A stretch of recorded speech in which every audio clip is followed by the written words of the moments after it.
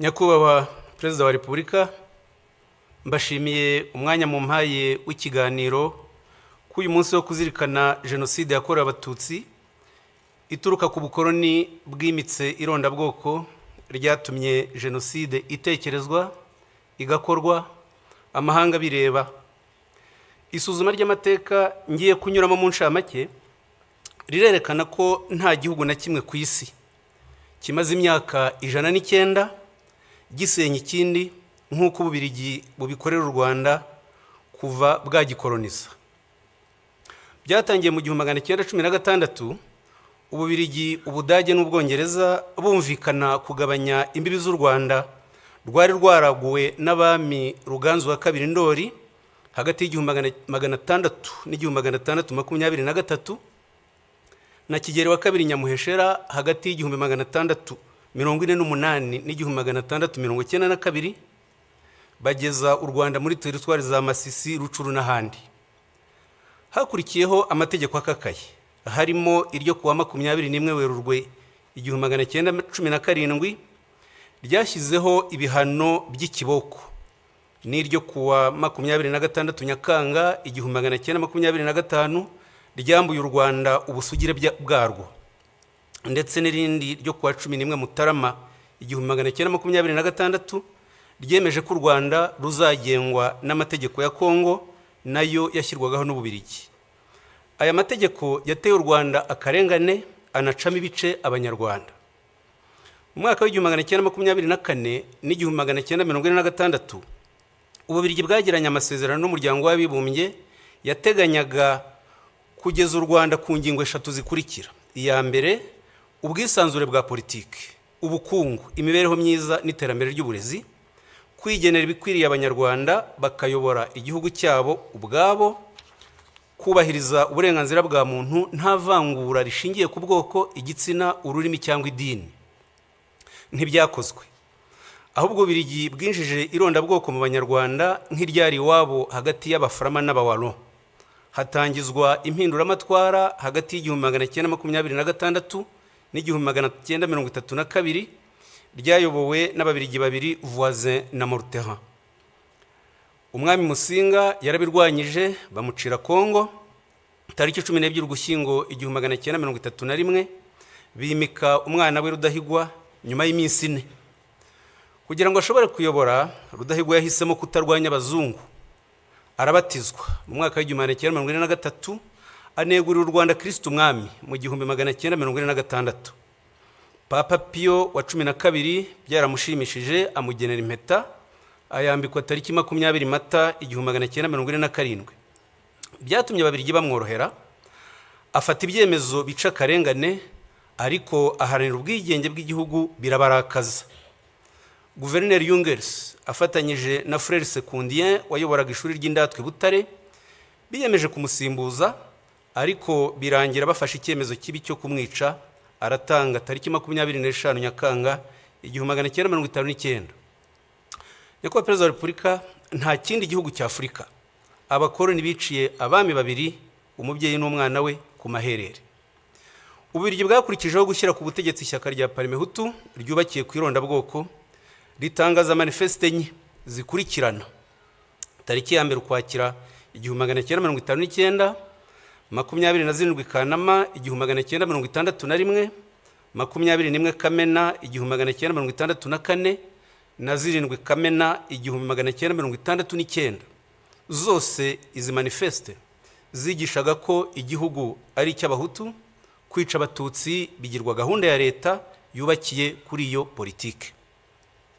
Guhera ku itariki 3 Ugushyingo 1959, Colonel Logiste yoherejwe n'Ububiligi avuye muri Kongo yunganiwe na Major Marier, bahabwa ingabo z'Ababiligi n'Abanyekongo zo kubafasha gushyira Parmehutu ku butegetsi. Tariki 12 Ugushyingo 1959, Colonel Logiste yategetse kwimura Abatutsi ku gahato mu bice bimwe by'igihugu bajyanwa mu Bugesera. Umwaka wa 1961 urangira hagejejwe ibihumbi 13,890. Bahagiriye ubuzima bubi bagasaba gusubizwa iwabo, Ububiligi bukabyanga. abatutsi bamwe bagerageje kwimukira rwihishwa mu zindi teritwari, ababiligi bakabirukana. Ndabaha urugero rumwe. Itariki ya mbere Kanama 1960, administrateur wa Nyanza witwaga Emmanuel de Jambrine yandikiye abashefu amabwiriza avuga uko bagomba kwirukana abatutsi muri aya magambo: hari abantu birukanywe muri teritwari ya Gitarama bagerageza gutura mu mayaga, ni mubirukane vuba. Nta numwe muri bo ushobora gutura mu mayaga cyangwa ahandi muri teritwari ya Nyanza, bagomba kujya mu Bugesera. Ni mukurikiza aya mategeko aka kanya, inka zabo nazo zigomba kwirukanwa. Tariki 17 Ugushyingo 1959, Colonel Auguste abigiriwemo inama na Musenyeri Perodin yatumije ba administrateur abategeka kwirukana abakozi b'abatutsi mu mirimo, bakabasimbuza abahutu. Abishyira mu itangazo yandikiye abaturage tariki 23 Ukuboza 1959, rikabivuga muri aya magambo ko bikorewe kugirira neza abahutu ngo batwarwe na bene wabo. Ishyaka rya UNAR ryaharaniraga ubwigenge ryarabirwanyije, barihimbira ko ari ry'abatutsi bararirwanya, bariteza Kiliziya Gatulika baryitirira amatwara ya gikomuniste. Nyamara UNAR yarimo ibyiciro byose by'abanyarwanda, duhereye kuri perezida waryo François Rukeba n'umunyamabanga mukuru Michel Rwagasana. Tariki 23 Kamena 1961, Ububiligi bwashyizeho itegeko ribi rifungura abantu 2,000 bakoze ubwicanyi hagati ya 59 na 61, rikavuga ko abazafungurwa ari abakoze ibyaha bikurikira bitatu byanditse gutya: kwica no gutwika abantu bagahira mu nzu, kwica umuntu buhoro buhoro cyangwa kumukomeretsa, gutegeka gusahura cyangwa kwica. Irondabwoko ryakomereje mu ishyirwaho ry'ingabo z'igihugu, bishingwa Colonel Van der Straten yemeranya na Colonel Auguste uburyo bizagenda. Tariki 29 Nzeri 1960, inyandiko mvugo ikabivuga gutya: ingabo z'igihugu zizaba zigizwe n'abahutu gusa. Ntidushaka kwitwaza kutabogama cyangwa demokrasi ngo twinjizemo umututsi n'umwe. Abatutsi bazajya bashaka kwinjiramo tuzajya twemeza ko badashoboye. Nubwo iyi mikorere irimo akarengane, ntidushaka kuvanga ihene n'ishu ngo twinjize mu ngabo zacu abantu bazaduteza ibibazo.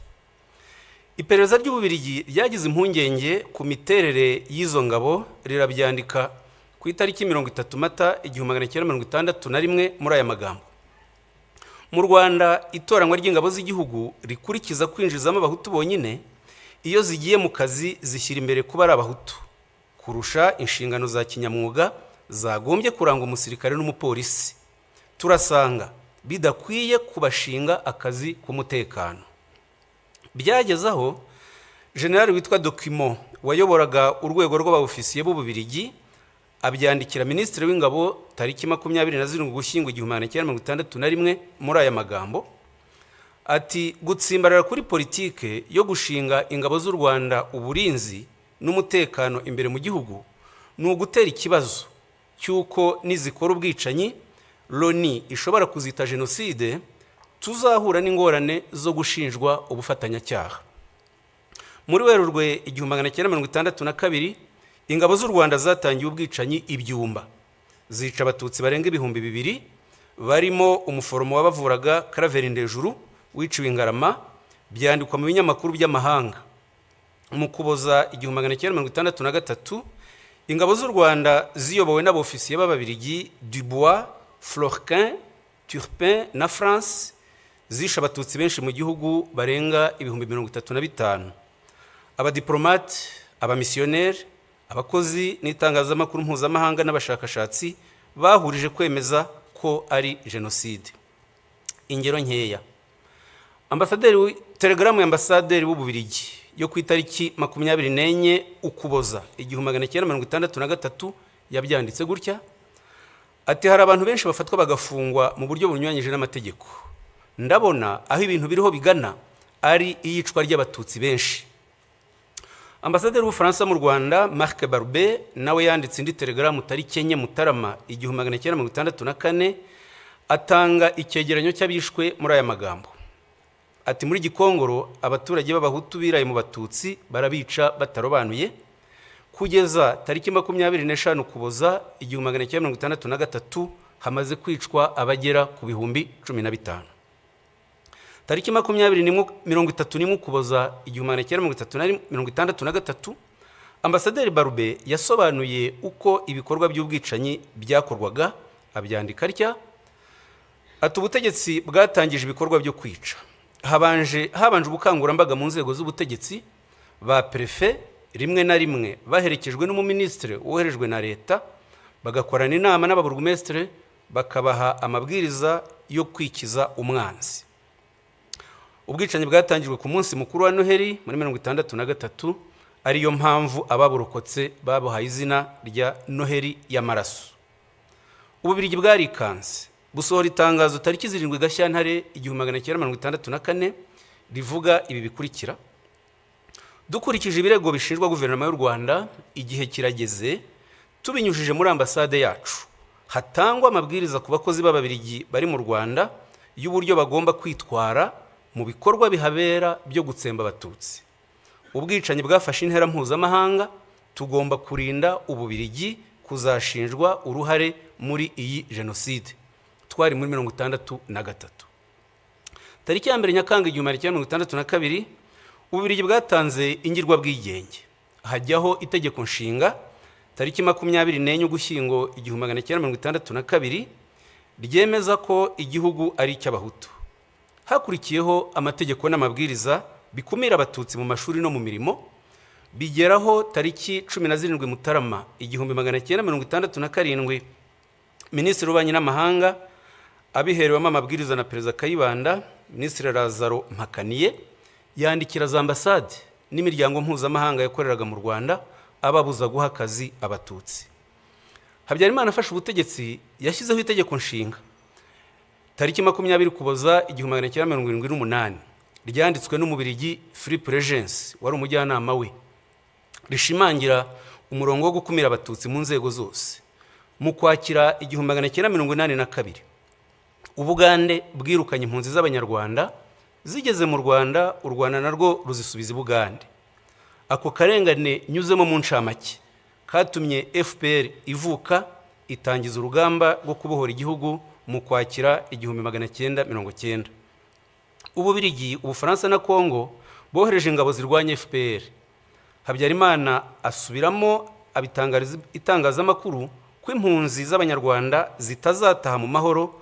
Arabivuga ku itariki ya 2 n'iya 4 Ukwakira muri aya magambo ati: aho kubaha agace k'ubutaka bwacu uko kangana kose, tuzemera turwane kugera ku wa nyuma. Abatutsi barashaka kugarura ubundi buhake kugira ngo bigarurire aka karere. Ntabwo twabona aho tubashyira, nta gukomeza kwitwaza ubuhunzi, bazake ubwene gihugu aho bari muri Uganda na Zaire. Nibwo bazemererwa kuza mu Rwanda, nabwo igihe kigufi baje gusura bene wabo. Mu gihe cy'imyaka 4 hagati y'1990 n'1994 leta ya Habyarimana yangishije Abanyarwanda FPR, iyita inyangarwanda, inkoramaraso, abanzi. Bayihimbira ko igamije gutsemba rubanda nyamwinshi. N'abategetsi bamwe b'Ububirigi n'Ubufaransa ntibafataga FPR nk'Abanyarwanda. Tariki 3 Gashyantare 1991 Amiral Langsade wari umugaba mukuru w'ingabo z'Ubufaransa akaba n'umujyanama wa Perezida Mitterrand yamwandikiye inyandiko avuga ko FPR igizwe n'Abagande b'Abatutsi. Yongera kumwandikira indi nyandiko tariki 22 Mata 1991 yita FPR inyeshyamba z'Abagande b'Abatutsi. Iyi myumvire ni nayo yitirirwa M23 muri iki gihe, kwima rero itsinda ry'abantu uburenganzira bwo kuba iwabo bazizwe ubwoko bwabo n'icyaha kigize jenoside. Ubufaransa bwarabishyigikiye ndetse bufatanya n'Ububirigi. Ububirigi butanga imbaraga za politike ku buryo ishyaka rya IDC ryashyigikiye MRND no mu bwicanyi yakoraga. Ku matariki ya 17 na 18 Mutarama 1991 IDC yakiriye intumwa za MRND ziyobowe n'umujyanama wayo wa Perezida Habyarimana Enoch Ruhigira, zakirwa na Minisitiri w'Intebe Wilfried Martens.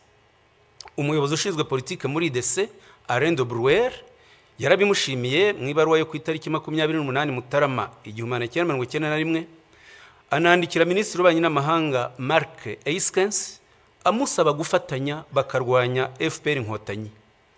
MRND yashyizeho abahuzabikorwa b'iyi gahunda, Karwera Mutwe Speransia na Ferdinand Nahimana muzi wabaye ruharwa mu itegurwa rya jenoside no mu buyobozi bwa RTRM. Tariki 12 Werurwe 1993, umunyamabanga mukuru wa IDC André Louis yanditse ashyigikira ijambo Leo Mugesera yavuze rihamagarira kwica abatutsi ku Kabaya. Tariki 21 Mutarama 1993, André Louis yagiye mu Bufaransa kubonana n'abayobozi b'ishyaka rya Perezida Mitterrand, bumvikana gushyigikira MRND mu buryo bwose. Babikoraga bafite ibimenyetso byose ku itegurwa rya jenoside ryakorwaga na Habyarimana na leta ye. Hagati y'itariki 19 Mutarama na 11 Werurwe 1994, Lieutenant Nice wari ushinzwe iperereza mu ngabo z'Ububiligi za Minuar yanditse raporo 29 agaragaza itegurwa rya jenoside ntibyabujije Ububiligi tariki 2 Gashyantare 1994 kwirukana umwamikazi Rosalia Gicanda wivurizagayo, arataha yicwa tariki 20 Mata 1994. Ntibyanababujije gutererana abatutsi bari babahungiyeho muri Eto Kicukiro tariki 11 Mata 1994. Muri Nyakanga 1994, bamwe mu badepite b'Ababiligi bakoreye ubutumwa i Goma na Bukavu, babonana na guverinoma n'ingabo zakoze jenoside, babagira inama yo gushyiraho guverinoma ikorera mu buhungiro n'ishyaka rya politike, babishyira mu nyandiko bise ibigenga itahuka ryihuse ry'impunzi z'Abanyarwanda. Iyi nyandiko yatangajwe tariki 20 Ukwakira 1994, ikaba ariyo ikomokaho FDLR y'iki gihe ikomeje ubwicanyi mu karere ku bufatanye na leta ya Kongo n'ingabo zayo. Nyamara guhera mu mwaka w'ibihumbi 2000, umuryango w'abibumbye wafatiye FDLR ibyemezo birenga 40 bitegeka ibihugu kuyirandura burundu.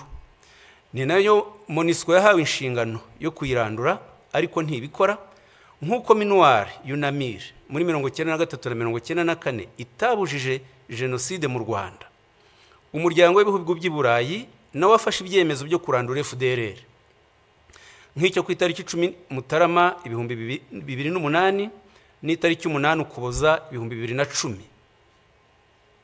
N'umuryango wa Afurika yunze ubumwe wafashe ibyemezo nk'ibi, nk'icyo ku itariki 10 Mutarama 2005 mu nama y'abakuru b'ibihugu yateraniye i Libreville muri Gabon. Biratangaje rero kuba hari ibihugu muri 2025 bibeshwa n'Ububiligi bikihutira guhana u Rwanda byirengagije ibi byemezo byose n'ubufatanya bw'icyaha bwa Kongo na FDLR.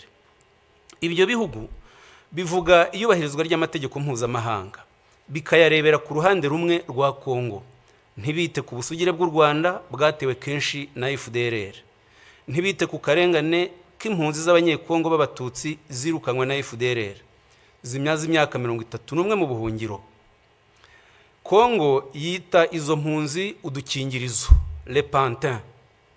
Ni kimwe nuko hagati ya 1990 na 1994 leta ya Habyarimana n'abambari bayo bitaga FPR Inyangarwanda z'Abagande.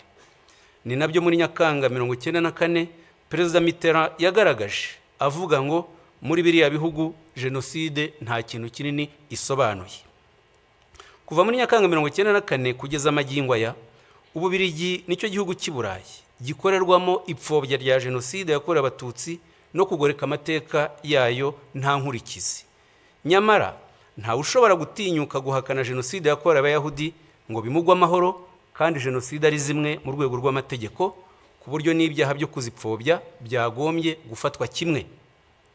Ubu ngubu inyandiko zifashishwa n'amahanga mu guharabika u Rwanda zitegurwa n'abiyita impuguke z'Ababiligi zibeshya ko ziza u Rwanda, kandi nizo zagize uruhare mu kwangiza amateka y'u Rwanda, harimo kwandika itegeko nshinga ryo muri 62 na 78 n'amategeko y'irondabwoko yakoreshwaga mu Rwanda. Umwe muri zo, Philippe Regency, abyigamba ku mbuga nkoranyambaga ko bagomba guca icyo yita agasuzuguro k'u Rwanda. hariho n'ibihugu nk'Ubwongereza byinangira mu kohereza abakoze jenoside mu Rwanda no kutabacira imanza. Nyakubahwa Perezida wa Repubulika, ngana ku musozo, ubugome busenya u Rwanda bwakoreshejwe muri imyaka 31 ni bwinshi, ariko ntacyo bwadutwaye kubera ubuyobozi tubakesha bwubaka ubumwe bw'Abanyarwanda. Ijoro ribarwa riraye, tuzi urwobo mwakuyemo u Rwanda isi yarutereranye, tuzi n'aheza mu rugejeje, dufitanye namwe igihango tudashobora gutatira. Ntituzemera abasenya ubumwe bwacu n'abimika ingengabitekerezo yasubiza u Rwanda mu icuraburindi. Uburenganzira bwacu bwo kubaho twihitiyemo ibidukwiriye ni ntavogerwa. Ababikerensa ntibaduheho, babyumve batureke. Ndabashimiye Nyakubahwa Perezida wa Repubulika.